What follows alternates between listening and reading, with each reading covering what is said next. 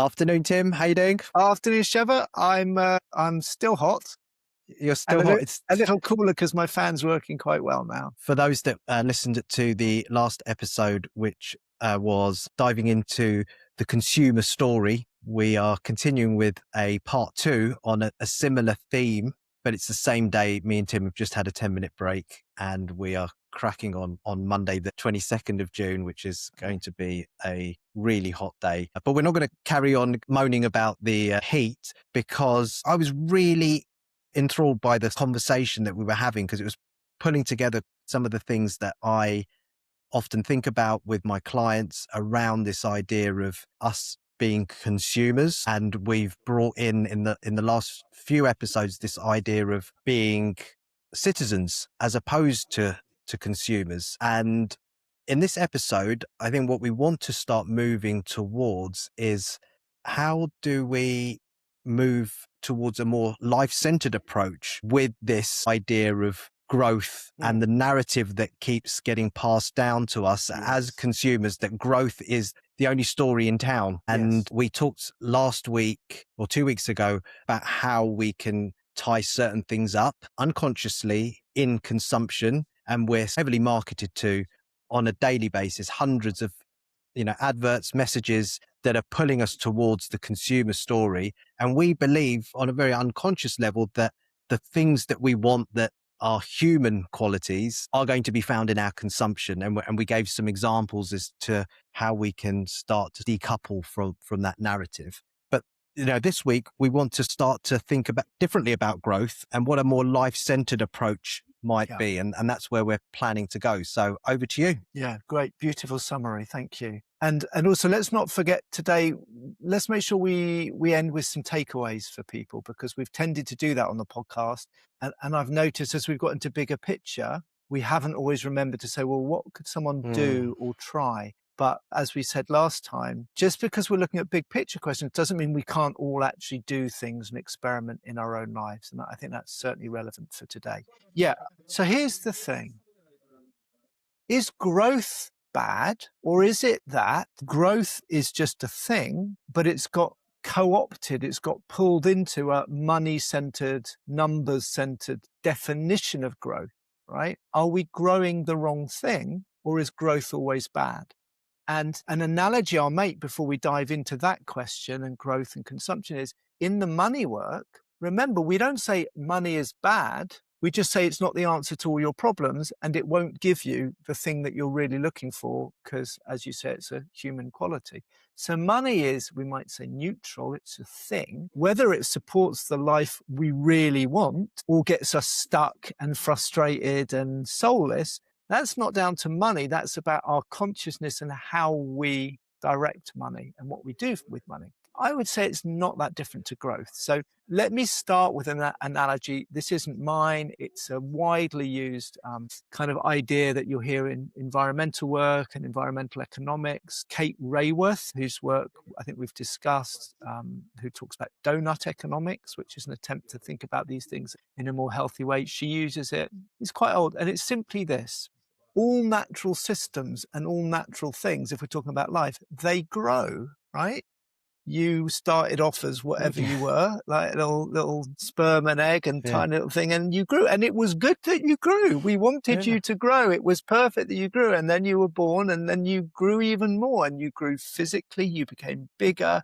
You became more powerful. Your cognition developed. Wonderful. And then at some point, let's say in your teens or possibly early 20s, physically, you don't keep growing, right? And we're all very happy with that. We think when things are young and going through a relatively early stage of maturation and development, they do need to grow and expand and take up more space and eat more and use more. And then that needs to stop. And then other things start to happen.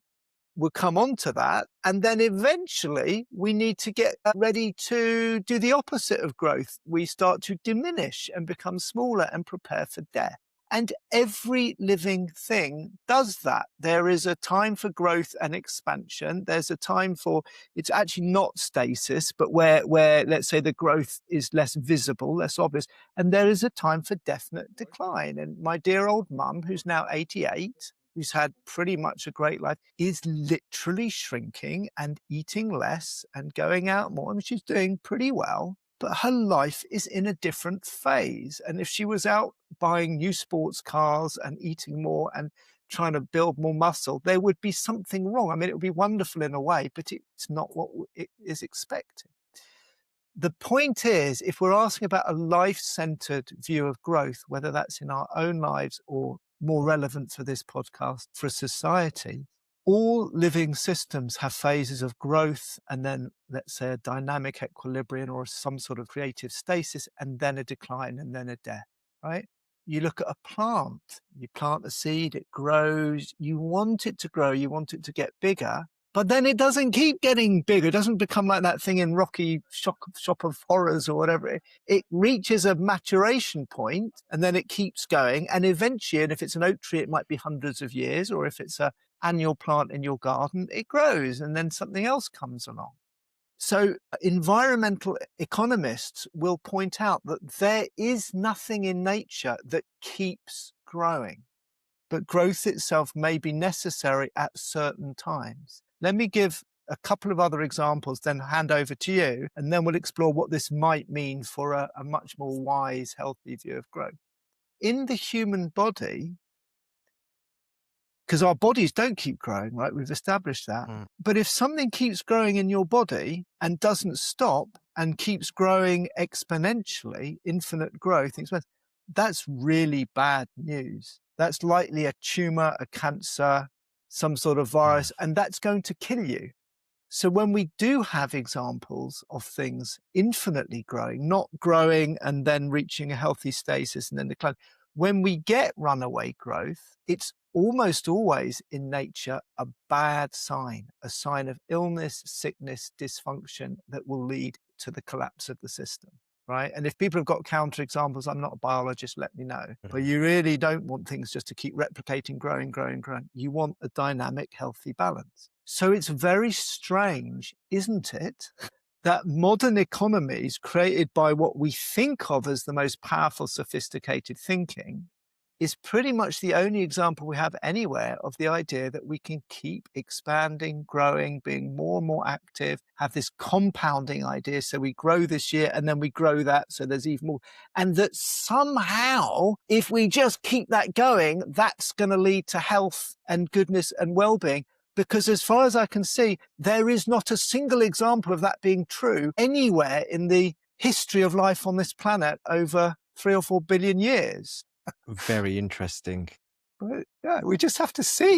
Yeah, and it's so bleeding obvious that the natural world and the natural order is shaped in a way where you do have this growth, maturation, and then in certain instances decline. Is decline eventually. Yeah, always decline. Yeah, everything's perishable. I'm just thinking now to a conversation that I had where someone was posing this sort of, but you just got to keep growing. And I didn't really have an answer to him. And maybe it resonates, maybe it doesn't, for the person that believes that, well, why wouldn't you? I mean, it's almost absurd to think that, why would you not keep growing your business? And I'm now trying to reconcile that. Okay, I'm thinking of it in business terms, and I know we're talking about growth, but there are people, there are clients.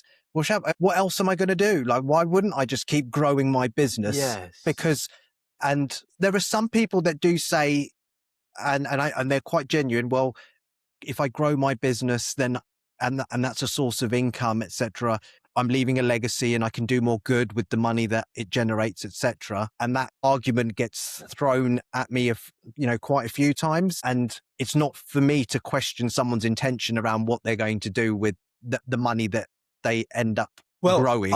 I would say that's a really interesting point you raise. And I know you're thinking about your own work as an advisor and how to take people more deeper. I would say it is for you to question, but it's the spirit of the question, right? I don't think it's for us to tell someone that they're making the wrong decision. But the question in my mind, someone said, well, why wouldn't I? The question always is the higher order question coming back to life. What is it you really want? It's not a question saying you're wrong. And we'll come on to this because there may be some things we want to grow in our life that are fine. They're just maybe less obvious or not about money or consumption. Mm. So the first step is as an economy just to produce more, extract more, pollute more, waste more, and keep doing that. There doesn't seem a single example of a healthy living system where that is possible, right? And we need to take that very seriously because, as you pointed out, we're already very much at or over the limits of what our planet can cope Mm. with, right? So that's an existential question. But for us as individuals, the question, so when someone, I don't know if this is a real situation or hypothetical, Yeah, real when someone says, conversation. well, why wouldn't I grow my business? That's what I'm good at, Shabba. I'm good Right. at growing businesses and Yes. making money. That's my gift. And Yes. so why wouldn't I just continue to Well, grow when businesses? I hear someone say, why wouldn't I? You see, this is where the language of the life path, we have to be quite subtle with our listening and our paying attention and encourage other people to do that. And I think we'll talk a lot about that today because the language of the money path and growth is very obvious. We have numbers. 3% is bigger than 2% and 5% is bigger. And I've got bigger turnover. And so I can say, well, Yeah. I'm growing the numbers. It's kind of obvious. Yeah. When you get to the question of, well, why? It's less easy to measure. Mm. So why would you grow your business, right? Now, when someone says, well, I'm good at it, for me, that's not necessarily a life-centered response. If they Mm. said, I love it, I love growing businesses, do you feel the difference? Shabba, when I wake up and I'm growing this business, not that I'm good at it, Mm. right? I love singing. I'm not brilliant at it. I love it, Mm. right? And I'm good at lots of things that I would hate to be doing all day. Mm. So if someone says, I love growing business, I love taking an idea and seeing it Mm. flourish and inspiring my staff and looking after them Yeah. then there is no limit to the love someone could express in the world. When we talk about growth, Mm. grow your love, grow your expression, grow your stewardship. If they say, Shabba, for me, this is the most meaningful, fulfilling thing, there is no limit to how much meaning and fulfillment and joy someone. I mean, there is no limit. You can grow those infinitely and it does no harm and does good. Mm. So that's fine. But if someone says, well, I'm good at it or it's what I know, Mm. I'm not really hearing a kind of a deeper drive. So I Mm. would be questioning someone gently about that. I like that. And I saw a post on LinkedIn from Steven Bartlett the other day, and it was a video of him and his fiance just having a little interaction. He was glued to his laptop. His fiance was just like commenting in a loving way, and she understands him. I'm pretty sure, but she was like, this is the definition of insanity, that since you've woken up, you've been glued to your laptop, and it must have been like in the evening sometime. And he was saying, well, this is my fun. This is my happy place. This is what I love doing, is working on my business. This is fun for me. And then it cut to a scene of him, I think, in his room recording something at like 1 a.m, and him just reiterating, saying, look, this is my definition of success, being able to work on my businesses at like 1 a.m, being creative, growing things, etc. He goes, but do not measure yourself against my definition of success, because it's not for you. But for me, this is what I genuinely love. For me, there was a question, and I posted the question, and I was like, does the amount of love that you have for the business get tied up with the potential monetary reward of that particular Right. business? I was Right. really interested to know whether if it was a business that had no prospect Right. of making a lot of money at the end of it, would there still be the same love and enthusiasm just for the love of growing the business? I was interested in that, but It's a great question. It's a great yeah, question. I didn't get a reply from No. Steven Bartlett, but No, but it's a good question to ask. It's a good question to ask. But in that moment where you said he genuinely seemed like he loves growing businesses and Mm. taking ideas and stuff like that. So I think there are people that Yeah. fall into. But then he would say that. You see, he would, if you said, well, you don't need to keep growing, you've got enough money, and he Yeah. would just look you in the eye and he'd say, yeah, but Shabba, I love it. Yeah. And you would feel that, again, that's a Mm. quality rather than the quality. He wouldn't say, yeah, but look how much money I've got, or look at these Yeah. projections for my bit. No, he would say, Shabba, I know it's crazy. I Yeah. love it. It excites me. It brings me joy. It brings me, oh, great, mate. Go and grow your joy, your love and creativity. Mm. And if the way you happen to do that is through this thing humans have made up that we call a business, fine.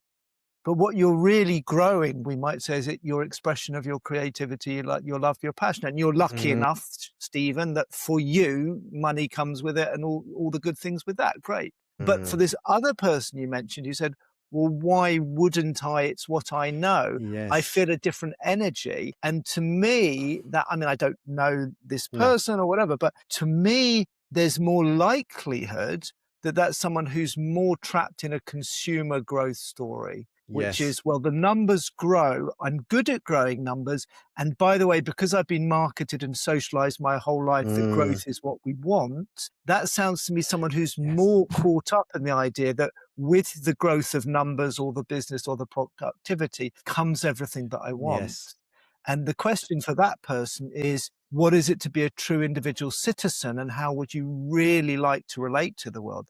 Might Mm, be through business like Stephen Bartlett, might be something completely different, but I'm not sure that person knows. yeah. What do you And I think it think? was also the perception that people have of him as, well, you're someone that's good at Right. growing numbers. Yeah.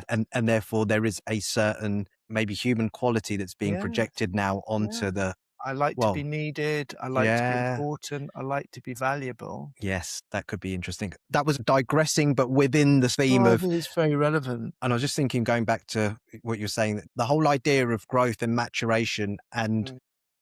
is really interesting. And this side story again just highlights how, as a consumer, we've been conditioned to believe that in the growth of a number Yeah, certain things that lies certain things which are going to complete us, etc. yeah, Whatever the projection is. yeah. So, and I think that this could be very useful for this individual. Then, what's a new paradigm? Let's move over to that. We're on our way, so let's take another step. Yeah. So one way of thinking about this is the difference between quantity and quality, or put similar, growing things like growing a number or the number of cars I have or the size of my business. These are all things that are quantities. I can measure it. I can sum it up with a number. I have 4 cars. I have this type of car. If I tell you I have 5 Rolls Royces, you can come and confirm whether that's true or not. These are objects. They're quantities. They're measurable. Okay. Now, our society for a few hundred years, for jolly good reasons and in largely successful ways, we've got into science, which is understanding how to observe, measure, predict objects, whether they're particles or chemicals or whatever. And that's led to technology. So as a society, we really have a lot of faith in the power of measuring things that you can easily measure, quantities, numbers, right? That's good. It's been really good for like medicine and science in certain directions. Technology, great, super. But we've applied that into economics. So yeah, if we can get the number better, that's also going to be good. And then we apply that to our own lives. So we've tended to think as individuals and as a society, and you talked about this very well last week. I need to grow the number, the GDP, the productivity, the this, the that, the salary, the pension, because somehow it gets me what I want. But then we don't notice we don't really get what we want, right? We have more money, more stuff, more billionaires, more everything. I don't think we have more happiness. I don't think we have more connection. I think we have less feeling of belonging, less feeling of meaning. Now, all of those are harder to measure because they're not things, they're qualities or experiences, right?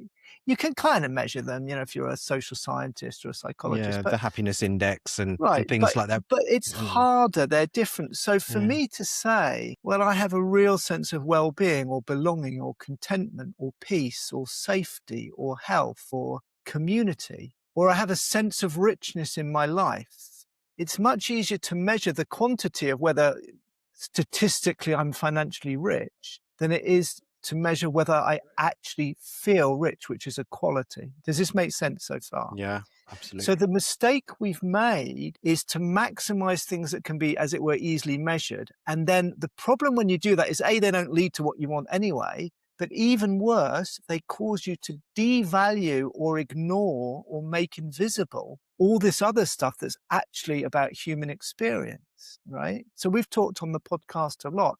Would you rather have loads of money, but be alienated, lonely, frustrated, depressed, feel weighed down by the money, blah, blah, blah, do something that you hate?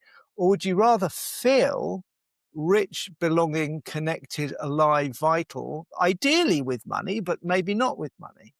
Yeah. So coming back to your question, the way out of this, I would argue, and certainly once we have a fundamentally basic standard of living, because of course, if we're really below the poverty line materially, it is harder, not impossible, but it is Yeah. harder to feel contentment, safety, belonging. But there's a lot of evidence that for the vast majority of people, when your basic needs are met, Yeah. then the thing to start growing and maximizing is these qualities that really make you feel good, rich, and alive. And guess what? Just to complete it, when you look at those qualities, they can be grown infinitely with no damage to the planet. So if you feel connected, well, if you feel infinitely connected to the universe, then you've become some great, amazing mystic or Buddha, or, I mean, that's a wonderful thing. If you want to grow your sense of connection and relationship, there's no end to how deep and rich and beautiful Yeah. your relationships could get. And we humans struggle with that. So we do need to grow. If you want to grow your sense of wisdom or service or Yeah. any of these things, there is actually no limit to them. And the more we do them, I think, argue with me if I'm wrong, that is good for society. The problem is when we ignore those and we just try and grow a number, and that's what creates the damage. So step Yeah. one, let's grow qualities or experiences for ourselves and others rather than the number.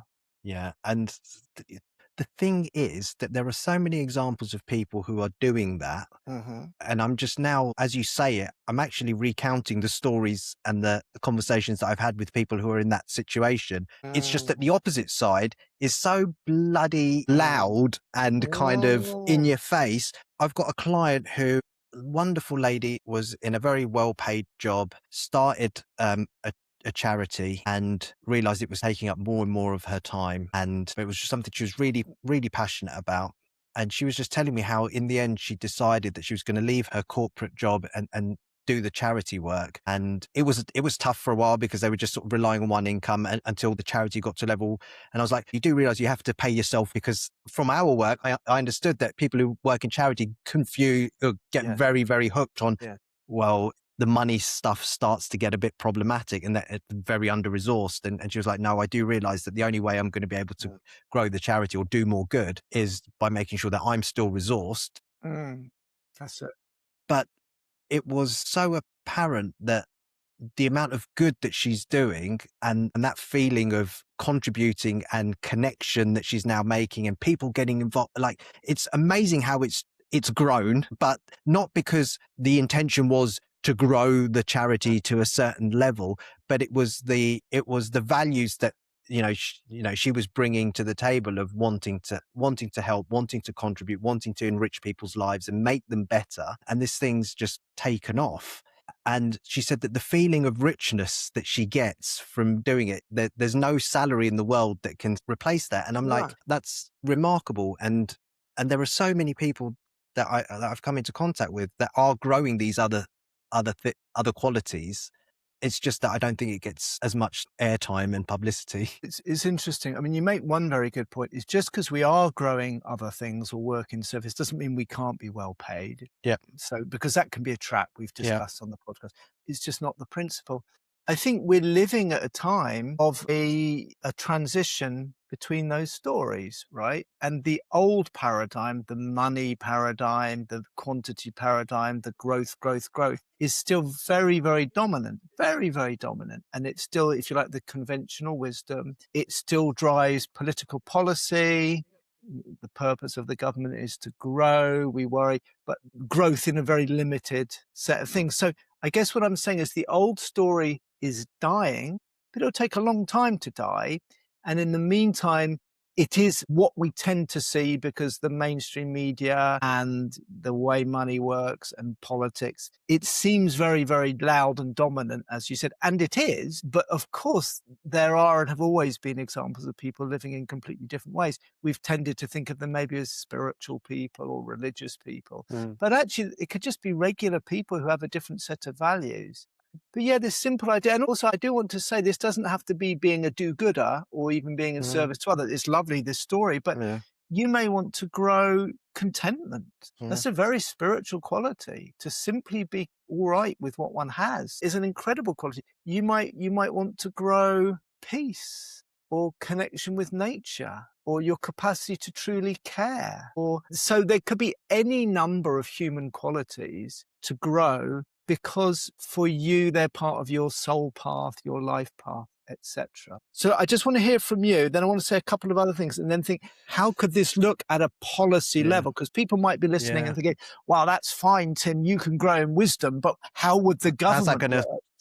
How's that going to solve the NHS? Exactly. But I think it does. And this is the point I'd like I'm to interested get to into. just go, because literally the question or the narrative that was that's great, Tim. Like, we can become as spiritual as we like and grow all of these things, but there's still people that are hungry and the question homeless. is, are they hungry because there's not enough money, or are they hungry because there's not enough love and compassion? But you know what the problem is? It's so easy for people, and this is the thing. It's just, and I see it on LinkedIn all the time. It's like all of the problems YZ are just related to the fact that this government's not pro-growth enough. Yes. Right. And people just jump on that bandwagon. It's such an easy way it's also a very easy way to beat someone down. But they believe it as well, Shabba. It may be an easy way to beat people up, but most of the people saying it, whether they've thought about it or not, or whether they're economists or whatever, they believe it to be true. Normally, we repeat stories that we believe are true. The problem is we have no idea they've just made up stories and we haven't investigated them. And that's a very human psychological thing. And I'm sure on an economic level, there are better ways that we could arrange our tax system and this, that, the other. That goes without saying. But to believe that all things will be solved by taxing more or increasing productivity or what helping small businesses, etc., which I think I believe is important, but it's this fixed mindset that that's the answer, I think is problematic. So over to you. Well, over to me. All right, we're going to talk about the NHS and how it can. So okay, I just want to consolidate the first point and then we'll see. So we're saying, yes, we're all consumers and we've been made to think of consumers and how could we be citizens? We've talked about that. And we get trapped inside this story of consumption and we think somehow that consuming or having the money to consume this or another will give us whatever we want, whether it's freedom, power, etc. We get locked in the story. And then what we've added today is one of the reasons it's so compelling, that story. We talked about advertising, marketing, etc. last time, but because we're in a society that has a paradigm that what you can measure and name is more important somehow rather than qualities. And that's why, if we go to politics, even though the economy is growing, maybe not as quickly as we'd like, but we do have more stuff, more money, more expansion. But we definitely have more mental health crisis and less sense of belonging and cohesion. And so what you're starting to see is a more and more obvious gap between the numbers and the experiences, the things we really want and the numbers that we think will get there. And there's beginning to be more of a debate about that. It's still not a mainstream debate, right? So people who talk about that, they'll still say, well, you're just a hippie. Of course you need growth, blah, blah, blah. But and now we've had in this country since, let's say, Thatcher, we've had 40, 50 years. So this promise that growth will give you everything that you want, there's more and more people saying, you know what, after 4 or 5 decades, I'm just not sure it does. So it can start to lead to policy. It's really tricky because it's all systemic. It is difficult, but let me give you some examples, right? You ask about the NHS. Every time there's a conversation about the NHS, and this is across all parties, they'll say, yes, we're spending X amount, or we're going to expend X amount more, as if the more you spend, the better the NHS is, right? So that's that kind of number quantity thing. The more we grow the money, the better it will be. Well, yes, it's true. Things have been chronically underfunded, and that is a problem. But there's such a massive range of other qualities that impact people's health that aren't tackled just by funding the NHS, right? Now, I can't go into all of them now. The amount of waste in the NHS is colossal. And I'm learning more about this because my partner is a nurse. Now, you have to be careful because politically, when people talk about waste, Farage will talk about waste, the Tories, what they tend to mean is we can just, again, spend less money. We can cut spending and it will all be fine. That's not what I mean. It's all to do with qualities. Do people feel safe? Do they read the information that they're given? Do the staff get burnout? There's a whole load of stuff that's not just to do with spending, but if we focus more on do people feel loved, cared for, informed, part of the system, maybe citizens, etc., it will take some time. But if you can get people to feel their relationship to their own bodies, their communities, their health, and the service that supports them is radically different, that will actually make things work better. Another way of saying that, Shabba, is we feel we're consumers of the national health system. It's like we don't buy it, we pay for our taxes, but we go and we expect to get something. And people are incredibly passive about their own health and looking after their own health, right? We just expect it to be there. So this is very complicated. I'm not saying I've got the answer. But another example, if we take the National Health Service, is how hard it has been for the government to tax foods that we know kill you, right? Because you have the food industry and they want to grow, and the fizzy drinks and the junk food. And there have been some small steps. But you get this crazy situation where we know statistically that the food we eat has massive health impacts, right? But somehow the job is to fund the NHS to deal with more and more diabetic people and help heart people, heart failures and stuff, and almost nothing relatively to help people deal with what is it that gets people eating shit food and overeating and not exercising and feeling terrible about their bodies. Okay. That's about increasing quality of how people feel. And then you've got the whole mental health thing and the community thing. Now, the problem is it's easier just to treat a disease than to think about the big picture and how can we get people to feel happy, well, content. But my argument is if we could more or less agree that the direction of travel is not just spend more, but grow all of these other qualities. And if we could have serious adult conversations about how would a society, how would the school curriculum be different if we were trying to grow young people so that they were wise and healthy and loving and self-assured and citizens, rather than grow the next generation of producers and consumers, right? Wow. The education system would be different, but people would then leave with a different relationship to their bodies, to their food. And eventually, I believe you would get a much more balanced and healthy economy. But the problem is, it's not short-term. Our politics is short term, and it gets tricky. I mean, I go on a massive political rant. I want to apologize for people listening. I've ranted a lot the last 2 or 3 episodes. I don't think I rant quite as much normally, but I think this is important. You're allowed to have a little rant now. Thank you very much. This is very ironic when I look at this food analogy of the fizzy drink, junk food producers who are going to be lobbying heavily to be able to continue marketing the way that they do and pushing, all of this unhealthy stuff, which is clearly rise of obesity, diabetes, the stats are there for that. Now, I don't think anyone's questioning how we've moved to a more unhealthier population as a result of our consumption. But then the government probably wanting, these big corporations, to pay more tax. And, the only way they're going to pay more tax is if they produce more and sell more. And at the same time, then you're having to treat more people in the NHS. It just feels like such a sham of a system that it's like, well, you're encouraging growth over here and then you're complaining about not enough money over here. And the two is directly correlated. This is a beautiful it's insanity. It's insane. It is insanity. It's very complex, but yes, it is I've never insanity. really thought about that. But but big corporates, and then it comes back to we invest in those through our pension funds. The growth in these companies is benefiting me as an individual. The thread that runs through it all, because you're right, it's a very complex system, right, of government, corporations, us with our consuming habits and our money habits. But the thread that runs through it is the insane thing is everyone in that system that you've described in the crazy way is trying to grow a number. Corporation wants more profits. The government needs more tax. We're trying to grow our pensions. And when we buy the food, it's to kind of deal with some feeling or have some experience that we think the food will give us or prevent. Yeah. So all of that is in the numbers or outer growth side. And it is crazy. It is literally killing the planet. Well, that's not literally.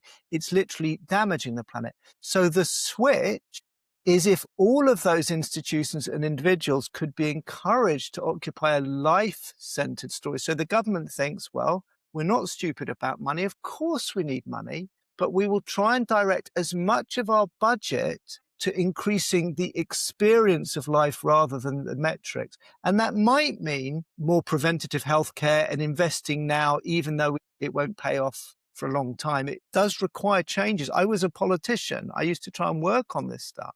I mean, I can give an example on that. Maybe it's relevant. And if the corporation could think, well, yes, we do need to stay in business, but what we're really here to do is provide good food that actually makes people happy. And if the people with their pensions could think, well, what I really want is a rich life now and in the future, if all of these people could move from numbers, growing the numbers will get me what I want to, how do I actually focus on the things I really want now? There's the beginning of a new paradigm. I'm not saying it's easy. I'm not Definitely saying not it's easy. simplistic, but I'm agreeing with you that the old model is literally insane. And the thread that runs through it is we focus on external, outer, measurable quantities that we believe give us the experience of life that we want, yet which there's less and less evidence that they actually do. And we ignore the things that actually connect us with the qualities and experiences we want that may or may not require money and numbers. That, I think, is the thread. Yeah, it feels very, very weighty in terms of, oh my God, how do you address this? It's like a behemoth of a task to try and switch the narrative, because it's just the way that we've operated for, I would say, not Not that that long, long. Not not that that long. long, but A I few guess all hundred systems, years. a few hundred years, but all systems will collapse and evolve and change. I think that's for certain. They will. No system has grown infinitely, or they've all, empires have grown, expanded, and then collapsed. So It's true. maybe that's Well, going to carry forward. our choice seems to be, I mean, this is the thing that does disturb me really, because I've been thinking about and working with this stuff for a long time. You're right. This system, although it seems like it's been there forever and it seems impossible to change, and to many people it just seems true, and to question it seems crazy. But it is just a construction that we've made up over a few hundred years, and it will change. The question we have is not whether it changes. The question we have, I think, is this: will it change to a complete collapse because we pushed the story of infinite growth so far that our natural and social systems collapse, and we really are propelled into severe crisis, societal collapse? And then eventually, if humans survive, something will come out of that. Or might we, together as citizens rather than consumers, keep talking about this stuff and doing what we can and questioning the prevailing logic and trying to maximize love, wisdom, health, connection, and let go of this idea money will give us everything that we need? Might we help it change without a total catastrophic collapse? Might we midwife or nurse it into a different phase? That's the choice. It will change. It's just how abrupt and disturbing the change is. I think that's perhaps what we have some say over. I feel like I'm going to download the transcript from this and feed it into Claude, and All have right. a conversation with Claude around Right. the new path forward, and see what ideas and I'm sure there's been a lot of work already done on this There's area, been lots but of work. but Yeah. it's an area that, Yeah. as I said, I'm so new to, but looking forward to dive into a little bit deeper on my own personal Right. journey. Just with a few minutes left, what are the key takeaways for the listeners? Yeah, well, I just want to thank people for listening, because this is, again, we're going a bit off piece. I would say for individuals, I would say the key takeaway is to consider, what are you trying to maximize in your life, and look at your actual choices, how you spend your time, what you worry about, what you think about, what you ignore. And maybe you could do a column about, this is where I think I'm maximizing quantities: my car, my money, my promotion, my future, my investments, whatever you take that as. And here's when I'm really focusing on qualities of what I want. And just play with it, be honest with yourself. And what would happen if you just focused 10 more for the rest of the year on the qualities that you say that you want, and 10% less on the quantities, and notice what comes up. And if that feels okay, go 20% more. And I think you'll notice a lot through doing an exercise like that. And let us know, please. I'd love to know what people think. Email us if you think we are talking rubbish or we're missing something. Let us know. If it brings stuff up, let us know as well. Yeah, each of us could really be honest about what am I really paying attention to and seeking to grow in my life, and to consider more with the qualities, the experiences, the capacities that are harder to measure, but they're actually no limit to how they could grow in a good way, and less on the stuff that we think is going to give us what we want. Thanks, Tim. I think we'll leave it there and I'll see you next time. All right. See you soon.